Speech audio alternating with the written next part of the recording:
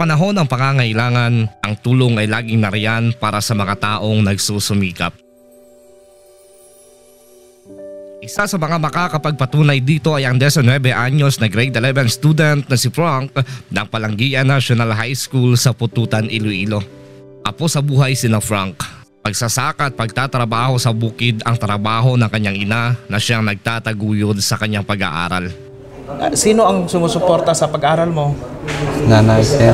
Ano trabaho ni nanay mo? Pag-arap kampo, sir. Kamugon. Tapos pag-arapan. Tapos tubo. Maaga ding namulat sa pagtatrabaho si Frank upang makatulong sa kanyang pamilya. Paghalin diri sa eskwelahan, pagpuli mo, anong patrabaho mo to? Sa gab, sir. Oo. Bulig pag-arap ng gisa, sir. Gisa tapos kahoy, sir. Bata kapag trabaho ka na sa inyo? Yes, sir. Dahil sa kakulangang pinansyal, kadalasan ay pumapasok na lang siyang walang pang-recess at nakikihati na lang ng tanghalian sa mga kaklase. Di kung mag-abot ka diri sa eskwelahan, anong balon mo? Why, sir? Gisa, sir. Makikita mo every time, during recess time, nandyan lang siya, nakaupo. Tapos minsan, makikita mo yung kinakain niya, ice candy lang, worth 5 pesos. During lunchtime, bibili siya ng sasama sa mga classmates niya, bibili ng pagkain, tapos hati pa sila sa ulam. Dito, upang makarating sa paaralan ay naglalakad si Frank kahit na napakalayo nito mula sa kanilang bahay. Gasakay ka man? Why, sir? Agawa sa kaya. Galakad ka lang? Yes, sir. Pila ka oras na lakat mo? May duwa mo lang, sir. 2 ka oras? Isa. Isa ka oras? Sus, inuo ko. Kalayo-layo, gali. 1 oras na, katasig pa na siguro ang lakat mo. Yes, sir. Prende ka malit, sir. Anong oras ka naghahalid to sa inyo? Isa, sir. Las 5, sir. Sang agahon? Yes, sir. Tapos maabot ka diri? Alas 6. So 1 ka oras gidya? Wala sa lakyan dira pa kadto sa inyo? Wala ka, sir. Gisa buta pa, sir. Plus wala gani balon no, service mo pa no. Ginagawa niya ang lahat ng ito sa kabila ng kalagayan ng kanyang kalusugan. May hika kasi si Frank at may sakit din sa puso. Ti ikaw isa sa ginahambal sang mga teacher nga budlay gid ang imo nga sitwasyon. Ano sitwasyon mo subong? Sakit yung po, sir. Gisa nga po, sir. May hapo ka? Yes, sir. Ko. May sakit daw yan, sir. May sakit si sir, kaya mahina siya magsalita. Wala na siya check. Wala ka check up? Check up ka to, sir. Kano? Magbuhay rin, sir. Bisa na hapo ka, sige ka baktas? Lakat ka lang? Lakat lang, sir. Ginoo.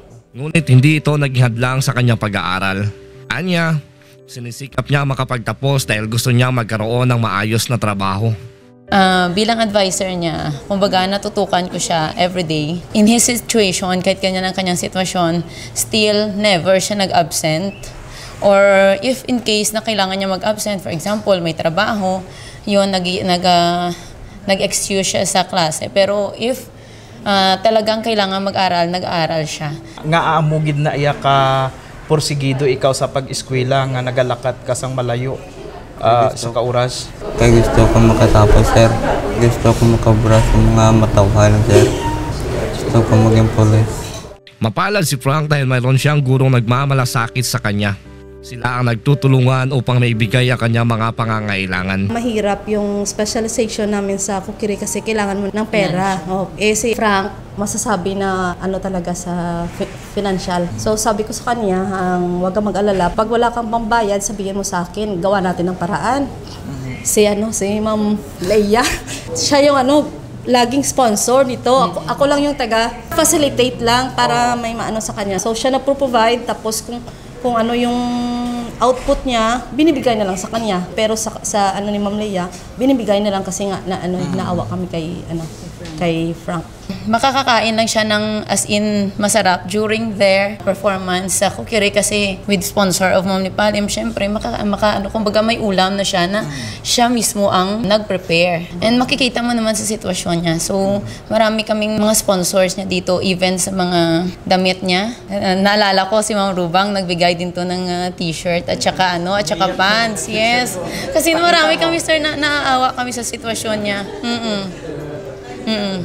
Tapos na-touch si teacher, parang umiiyak siya. Tapos naalala ko noong malapit na yung graduation, syempre yung parent niya excited na maka-completion ceremony sa grade 10. So even though napakahirap ng buhay, nung nag-ask si mama niya kung kailan yung deadline ng graduation fee, parang nagulat ako na pag sabi ko na deadline, agad-agad andyan na yung bayad. Siguro naghanap talaga sila ng paraan para makapagbayad siya.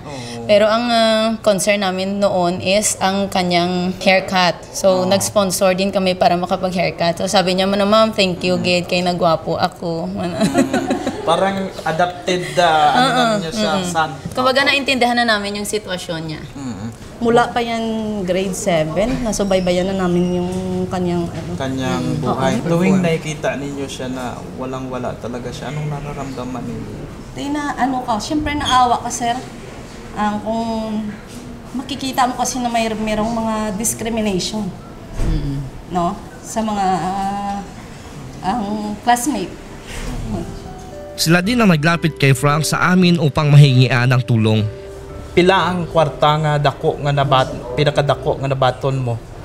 Send ko isa, sir. Isa 250, sir. 250 pesos? Yes, sir.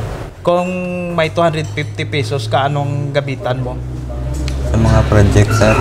Mga project mo? Mga balon. Ari ha, ihatagan ko ikaw kwarta para magamit mo sa imo nga pag-eskwela kag sa imo nga pag-check up kung may follow-up check up ka, ha? Yes, sir. Ate, sige, bato na. Ini may 5,000 pa dire. Sige. Oo. Welcome gid eskwela ka sang maayo. Labis-labis naman ang pasasalamat ni Frank sa lahat ng mga tumutulong sa kanya. Lalo na sa kanyang mga guro na nagmamalasakit at sumusuporta sa kanya. Anong nabatyagan mo nga diri sa school kay ini kina-care kagid nila, no? Kag naintindihan nila ang imo nga kapigaduhon. Malipay, sir. Malipay. Malipay gid ikaw. Kay durog bulik na kon, sir. Bisan kabudlay ang imo nga sitwasyon, ang mga teacher nagahimo gid paagi nga makapadayon ka, no? Yes, sir. Bisan gali sa uniform kag sa ibang pa nimo nga kinahanglan, nagabulig-bulig gid sila sa imo. Yung maganda dito sa school na to, yung mga teacher may malasakit sa mga mahirap na mga estudyante. Itong dalawang teacher niya, ito raw po ang mga nagtutulong-tulong sa kanila, sa kanya, po. Ikaw, Kuya Frank, anong gusto mong sabihin sa mga teacher mo? Ang dami mong nanay talagang umagapay sa iyo at tumutulong. Anong gusto mong sabihin sa kanila? Salamat, ma'am, sa ginataon yung ma'am, ma'am. Kag sa ilang teacher. Pag sa ibang teacher.